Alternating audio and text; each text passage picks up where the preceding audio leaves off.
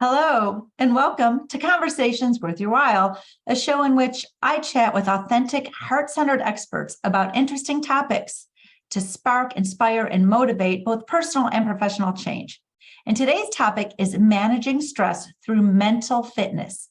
And this conversation is worth your while because we're tired of living life way out of balance. Sometimes our health is totally compromised. We're stressed out, relationships are compromised, and we just can feel like we're on this total hamster wheel. But what we really want is a clear head. We want to be able to focus better, have better productivity, have improved health and well-being. We want to have better communication, better relationships, and we're struggling to get this. So we've got this topic today. And what we're going to help you do is something so cool. We're going to help you to immediately begin to manage these negative emotions right in the moment. I mean, right when they're happening. And that's amazing. So I'm your host, Linda Bucher. I am a speaker and a master coach and a ripple maker and a show host, amongst other things. And I believe that each of us has unique gifts to share with the world and that you are here to make big, beautiful ripples that no one else can make. So I'm here to help heart-centered leaders to make a splash that ripples positively in the world. And this show is one of the ways that I do it. I bring you informative conversations with heart-centered guest experts who are making ripples of their own. And today I have the pleasure of being joined by Lisa Hammett, success and mental fitness coach, who is making big, beautiful ripples in a really unique way. Lisa helps executives and high-performing business owners to manage stress, to move past burnout, and to get healthy. So hi, Lisa. Thank you for being with us today. Hi, Linda. Thanks so much. It's great to be here. Well, I enjoy having you. I always enjoy talking with you. I'm excited that you're on the show today. Can you tell our audience a little bit more about what you do and who you do it for, who you serve, and how you are making positive ripples in the world? Absolutely. So as you had mentioned, my niche are executives and high performing business owners, but I help others as well.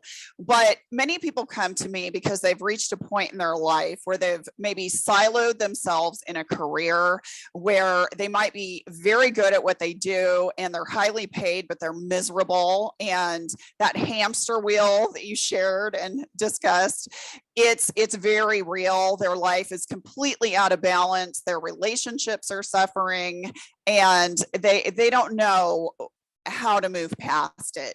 So I've helped individuals move past toxic work environments, build confidence and create a vision for their future, and just get healthy, because often in a lot of cases when they're super stressed out, health is the first thing to go. So completely awesome. Well, thank you for that. I know that you and I have this in common, and what's really interesting is we're doing the same thing in the world, coming at it from not two different directions. It's pretty interesting, actually. I completely have a history, and I'm going to go back to like 2009, but it was probably 10 years before. There's like a 10-year period where I felt this exact way that you were saying. I was completely out of balance. I was misaligned. I didn't know it at the time. I didn't know that who I was and what I was meant to be doing was totally different than who I was showing up as and what I was actually doing. And so I was not just out of balance because I was an overachiever, which yes, I am. I'm guilty as charged, but out of balance because I was not in alignment with who I was. So I was showing up at work every day later and later and later. I was self-sabotaging. I could not get my butt out of bed and get to my desk by 8 o'clock. I just couldn't do it. And this was after like 27 years of a very good career and being a high achiever and doing pretty well at work and moving up that whole ladder. Of course, when I didn't get to the top, but I got to like third of the top ring. And then I was like, wait a minute, I'm on the wrong ladder. And the stress was incredible. And it affected how I showed up with my children, how I showed up with my friends and my parents. And I remember waking up one day and saying, oh my God, this is not the life I'm meant to be living. I'm not meant to be feeling this way. and I couldn't sleep for more than 15 minutes at a time. My back and neck were a mess. My gallbladder was working at about a 25% capacity. The spine surgeon wanted to put shots in my spine. I was a complete mess. And I had no idea that it was all stress. And it was all because I was completely out of balance. I know you went through something similar if you would like to share it. So true. That completely resonates with me. I equate my burnout to slamming into a wall at full speed and just being knocked out. I had no more mental bandwidth to continue in my existing environment. I was well paid, and I was that individual who had siloed themselves into a career that I was successful and good at, but I was so miserable, and it was such a toxic environment. There was a lot of nepotism. I was not sleeping either. I was lucky. A good night's sleep was maybe 5 hours, and I was grossly overweight as a result. And I was suffering from chronic migraines, digestive issues. My husband and I had not been married that long, and our marriage was really rocky. I was a mess. And he implored me. He's like, you have got to quit this job because it's killing you, literally killing you. And so I made a desperate decision and really without a lot of forethought, and just exited a long-term career without a strategy of how to replace my income. And as a result, caused a lot of financial hardship for many years, including bankruptcy. And that could have all been prevented had I better manage my stress. Right. Yeah. I made an abrupt exit as well. Because I was a widow with 3 small children and, making a pretty decent income, especially for living in Buffalo, New York. Was a really high income for Buffalo. And when I quit my job, my parents thought I was a crazy person. Like, you have 3 mouths to feed. Are you insane? I'm like, I would be insane if I stayed in that 1 minute longer, because it's eating me alive.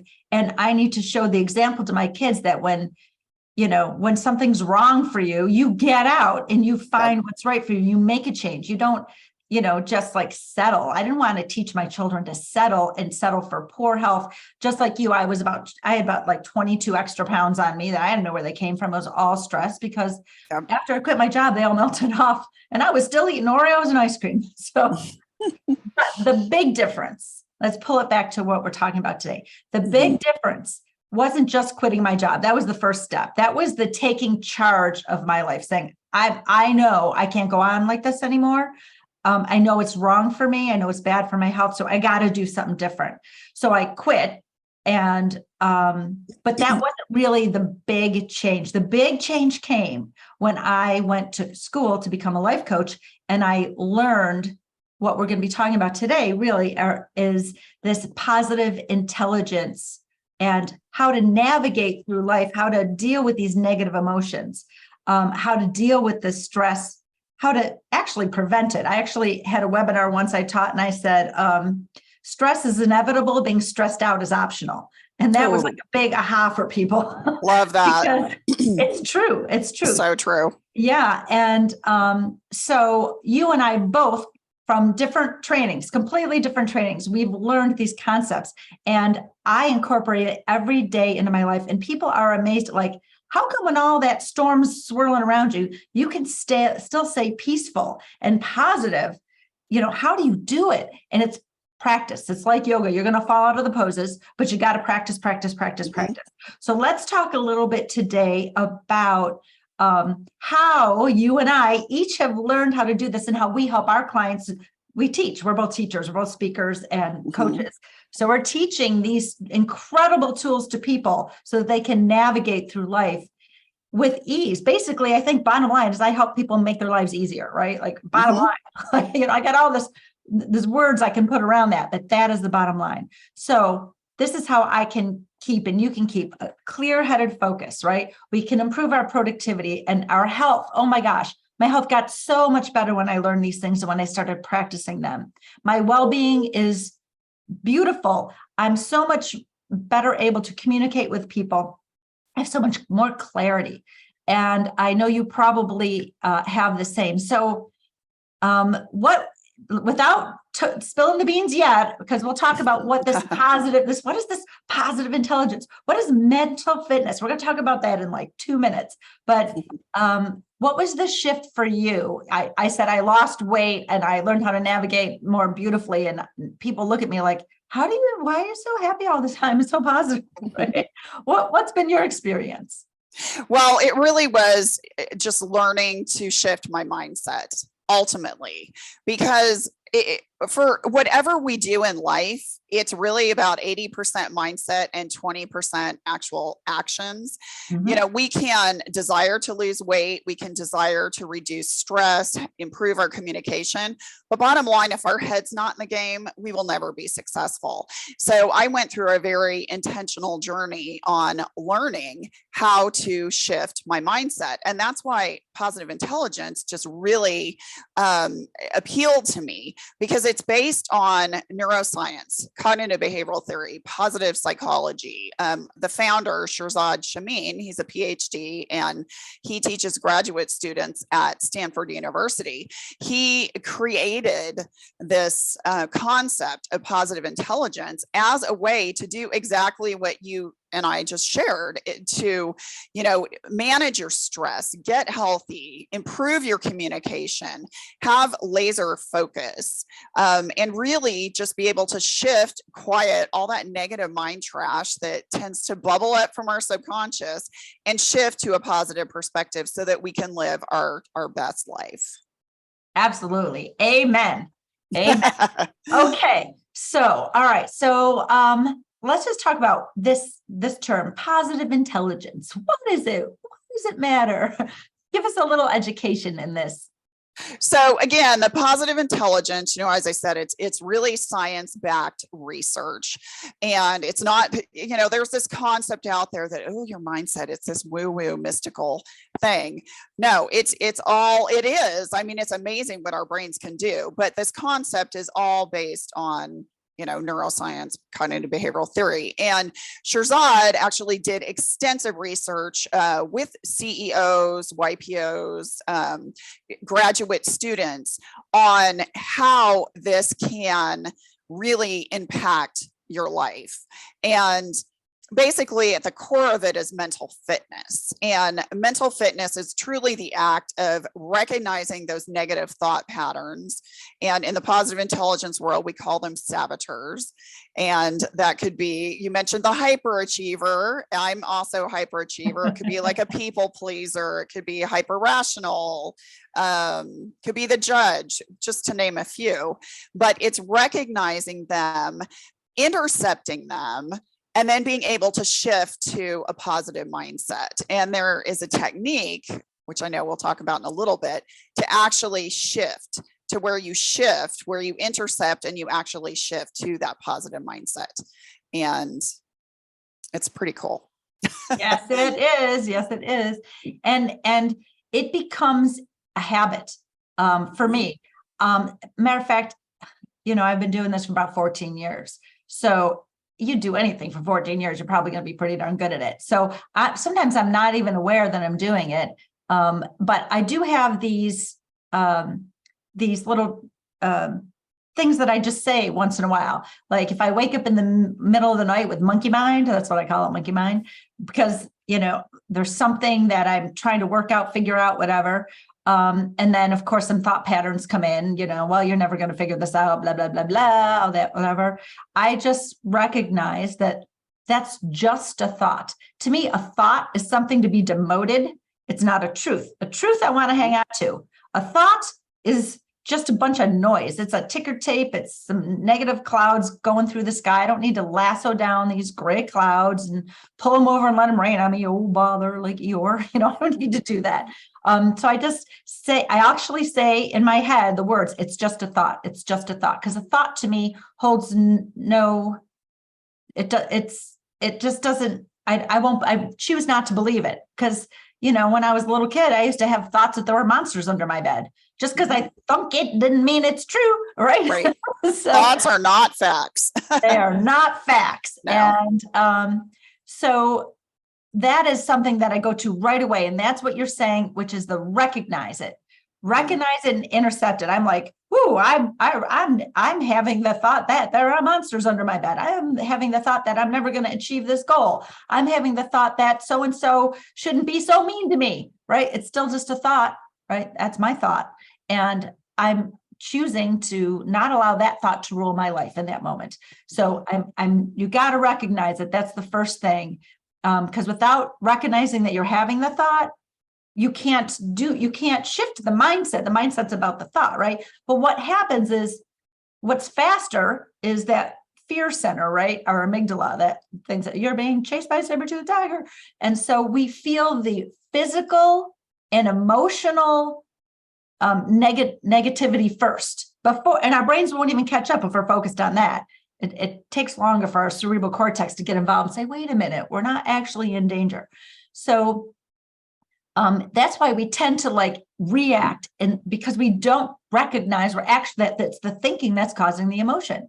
And that is one of the most important truths that I've ever learned, and it's made my life so much better, is to recognize every negative emotion I've ever had, unless I'm actually in physical danger. So I'm not going to, because that happens with people. So we have to put that to the side. But if I'm not in immediate physical danger, every negative emotion I feel belongs to me, and it's a product of my mindset and what I'm thinking about. And if I don't know what I'm thinking about, it's my job to say, what are you thinking that's causing this negative emotion? Mm-hmm. Yeah, it's, negative emotions are good for the second that is an awareness that, okay, you know what, something needs to change. I'm being triggered from something. And yes, to kind of be inquisitive as to what's causing that, but then to shift. Because if we sit there and stew in that negative emotion, that's when it starts to derail our communication, our health and well-being, our productivity. So it's almost like an alert on your phone. It's like, okay, here's a negative emotion. All right, there's the alert. It's time to shift. And then utilizing that mental fitness skill to shift to a positive perspective. Yes, absolutely. I love that you mentioned that it has a purpose. We cannot improve our thought patterns if we're not aware of them, and we can't become aware of them unless we're experiencing the symptoms of them. So that negative emotion, that trigger, that 0 to 60 anger you just had for no reason, it seems like there's a reason that was there. It was there to show you that there's a place that you need to shift through to get to the other side of it. It's showing you that you must be having a subconscious or a, usually a subconscious thought. So it's kind of like our job to be like, oh, where did that come from? Yeah. Where did that come from? Because we just got the gift of recognition that there's something there for us to deal with. And we've got to do our own work. No one else can do that for us. No one else can do that for us. And so for the people who are in the land of hoping and waiting, hoping for something to change and waiting for it to happen, they will never find the happiness that you and I find and cultivate and practice every day, because you and I recognize happiness is an inside job. Absolutely. This is how we do it. So we're given some beautiful tools here today. So let's just talk a little bit about, in a nutshell, taking something away today, because we promised at the beginning that we're going to give our audience a way to, in the moment, not have to go practice some big long thing and become some spiritual guru, right? You don't have to do that. There's things you can do right in this moment to shift your mindset and relieve that stress so that you don't have all those physical problems, so that you can communicate better, so you can keep that mental clarity. So in a nutshell, what would you tell someone to do if they one thing you can do right now? Okay, so imagine that you are in a business meeting with somebody and they are speaking and you're getting triggered and you're feeling that negative energy bubble up, and your desire is to just blurt out a response. So you've almost stopped listening to what they're saying because you're reacting so much. Okay, that's a hijacking of a saboteur. So what you can do is focus on something on their face that you can see. So in my case, if you were the person that I was talking to and you were triggering me, I would look at maybe the shape of your eyes or the color of your iris, or maybe the shape of your nose, something identifying on your face. Because what is happening is when you focus on something else, it's starting to de-escalate that negative emotion. It never completely goes away, but it de-escalates it. So then you're able to shift to a positive perspective where you have that rational mind and you're not just so inclined just to react, but you're able then to reply with clear-headed focus, peace, and calm. You could actually practice active listening, because oftentimes when we're triggered, that's the last thing we want to do. But active listening is so important because what we're hearing could be very different from what the person speaking to us intended us to hear. So by active listening, we can clarify that, okay, so Linda, this is what I hear you saying. And you can then say, yes, that's true. Or, oh no, that's not what I meant. And then that in itself can also de-escalate a situation. Real quickly, one thing that I used when I had my TED Talk before I went on stage so that I would feel calm and grounded, I did something, I just rubbed two fingertips together. And that might seem really kind of weird. But the thing is you really have to focus on how it feels. So it's not like just da, da, da, da, da, da. It's like, okay, feel the fingertip ridges on your fingers.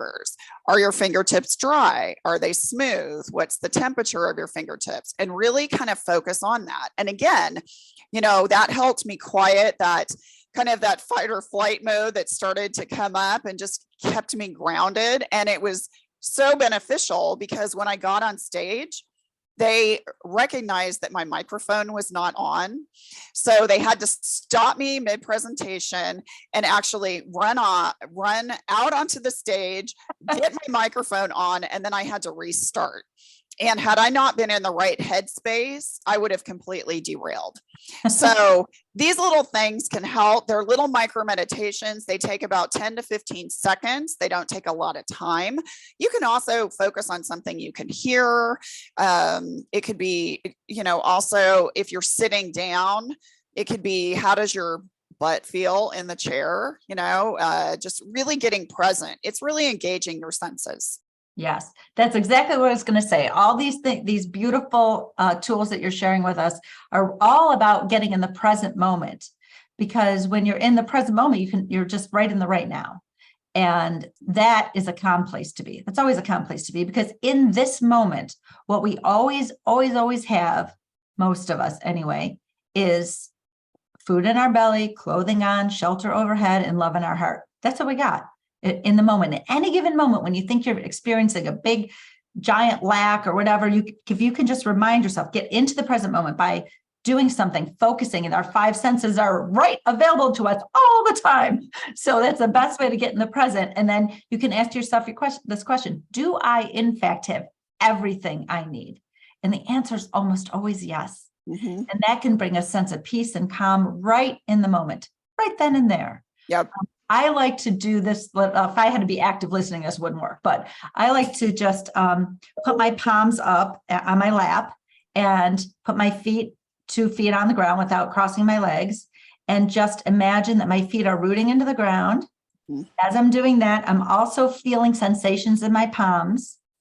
And the last thing I do, which I can't do and talk at the same time, but it's really amazing to do, is to relax the base of your tongue. Mm-hmm. As soon as that happens, all this goes. It's amazing. It's such a quick little thing. These little micro things that we're talking about, people can do them every day. I'm not saying don't have a meditation practice or a gratitude practice. I have my gratitude journal right here next to me. I didn't write in it yet today, but I shall, because those are beautiful things to keep us focused. But it's really about focus. When you get what you expect, you get what you focus on. So if you want to get good stuff and good feelings, you got to focus on the good stuff. And we're creating new neural pathways in every moment that we choose to think about something differently than we did. So when you're triggered in the moment, we've given our audience today some beautiful tools to just stay in this moment and refocus in a way that brings peace and calm. but recognize that you had a trigger and maybe go back to your desk and write that down, because that's your work to do. It's not for that other person to change. Sorry, that's the bad news for you, but it's actually really good news in disguise, because you have the power to change how you react to someone else if you choose to think about it differently. And then those are the types of things that a coach like Lisa or I will absolutely help you with. These are the tools that we give to you, show you how to use while we're coaching you, because we use them ad nauseum. And you're like, oh my gosh, I can use that on myself. And that's what Lisa and I do every day. And that's why we can live balanced, healthy lives. My health is like 99% better than it was. My weight is, all that extra weight just came off. I feel better about myself. I know who I am. I know what's right for me. I can stay in alignment. I've changed my life to fit who I am instead of me trying to fit like a square puzzle piece in a round hole. So these are beautiful strategies, and it's not hard. It just takes practice. Yep. It's much harder to be stressed out, isn't it? That's much harder. It's much harder to have that negative mindset. Much harder. Like people think, oh, this is hard. We can't be like you guys. No, it's actually easy. It's actually easy. And we teach people how to do that. And we help. We don't just teach you so you do it by yourself. We take you through it. And then we leave you with the tools to help yourself, that you can help yourself in the future. Yes. So wow, this has been such a great conversation, Lisa. Yes. I want to thank you so much for being on Conversations with Your While. And if you have something to share with our audience, that would be fantastic. Do you have something? I do. So we are putting in the notes here the link to the Positive Intelligence Saboteur Assessment, which will help identify your top saboteur traits. And just, again, it's about creating that awareness and learning about how those behavior traits are impacting your behavior and the behavior of others, and how by creating awareness of them, you can then intercept them with the tools that we just shared and live your happy, healthiest, most fulfilled life. That's fabulous. Thank you. I will be sure to put the link to that in the show notes for the audience. And also, audience, there will be ways to contact both Lisa and myself in case you want to just have a conversation, with us. So we encourage you, I do anyway, to, reach out and let's just talk, because that's the best way to know if someone can really, truly be of help. Because when you're talking with someone, you can tap into your gut instincts and then you'll know for sure. Absolutely. So thank you again, Lisa. Thank you. And I'd love to also thank our audience. Thank you, devoted listener, for sharing your time with us today.